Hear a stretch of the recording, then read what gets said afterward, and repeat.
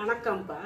நம்ம கல்லீரல் தான் நம்ம உடம்புல இருக்க கழிவுகளை எல்லாம் எடுத்து கொண்டு போய் அந்தந்த கழிவுகளை வெளியேற்றுறது. இப்போ மலத்து வழியாக வெளியேற்றுறது, யூரின் வழியாக வெளியேற்றுறது, சளி வழியாக வெளியேற்றுற வேலையெல்லாம் கல்லீரல் தான் பார்க்குது. அதோட வேலை வந்து நைட்டு 11 மணிலேருந்து 3 மணி வரைக்கும் நடக்கும்.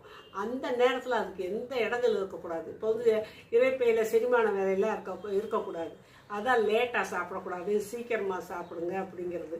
அந்த 11 மணிக்கு நம்ம தூங்கிக்கிட்டு இருக்க நேரத்தில் வயிற்றில் சாப்பிட்ட சாப்பாடு வந்து ஒரு 4.5 மணி நேரம் 5 மணி நேரமாவது இருந்தால் தான் அந்த இறைப்பை வந்து செரித்து நல்லாயிருக்கும். அப்போ எந்த வேலையும் இல்லாமல் அமைதியாக இருக்கும்போது கல்லீரல் அது கழிவு வேலைகளை நல்லா பார்க்கும். நம்ம உடம்பு ஆரோக்கியமாக இருக்கும். நம்ம எதுக்கும் பயப்பட தேவையில்லை. கொலஸ்ட்ராலோ பிபியோ இருதய பிரச்சனையோ எதுவுமே வராது. அதனால் இரவு சாப்பாடை சீக்கிரமாக சாப்பிட்டுட்டு 11 மணிக்கு கல்லீரலுக்கு தொந்தரவு இல்லாமல் இருந்துக்குங்க.